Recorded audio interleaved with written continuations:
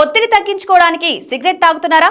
టెన్షన్లో ఉన్నప్పుడు పొగ వదిలితే రిలాక్సేషన్ వస్తుందని అనుకుంటున్నారా? అయితే మీరు పెద్ద పొరపాటే చేస్తున్నారు.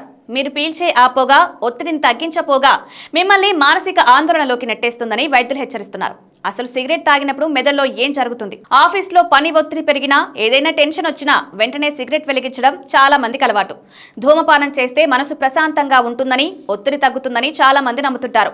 కానీ ఇది పూర్తిగా అపోహ అని, వాస్తవానికి ధూమపానం ఒత్తిడిని తగ్గించపోగా మరింత పెంచుతుందని వైద్య నిపుణులు హెచ్చరిస్తున్నారు. సిగరెట్లో ఉండే నికోటిన్ ఊపిరితిత్తుల ద్వారా కేవలం కొన్ని సెకన్లలోనే మెదడుకు చేరుకుంటుంది.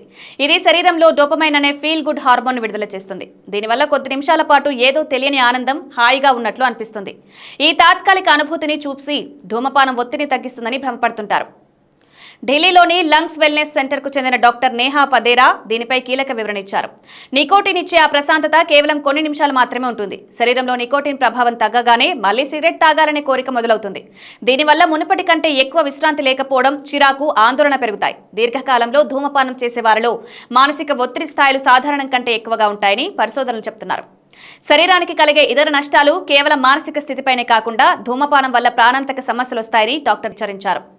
తరచుగా దగ్గు, శ్వాస తీసుకోవడంలో ఇబ్బంది, ఊపిరితిత్తుల క్యాన్సర్ వచ్చే ముప్పుంది. సిగరెట్ తాగడం వల్ల ఊపిరితిత్తుల వాపు, సిఓపిడి వంటి సమస్యలు రావడమే కాకుండా గుండెపోటు వచ్చే అవకాశం చాలా ఎక్కువ. ధూమపానం మానేయడం అసాధ్యమేమీ కాదు. ప్రస్తుతం వైద్య శాస్త్రంలో మందులు, వివిధ రకాల థెరపీలు అందుబాటులో ఉన్నాయి.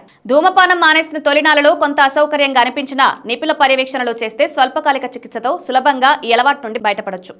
గుర్తుంచుకోండి, ఒక చిన్న సిగరెట్ ముక్క ఒత్తిడిని కాదు, మీ జీవిత కాలాన్ని తగ్గిస్తుంది.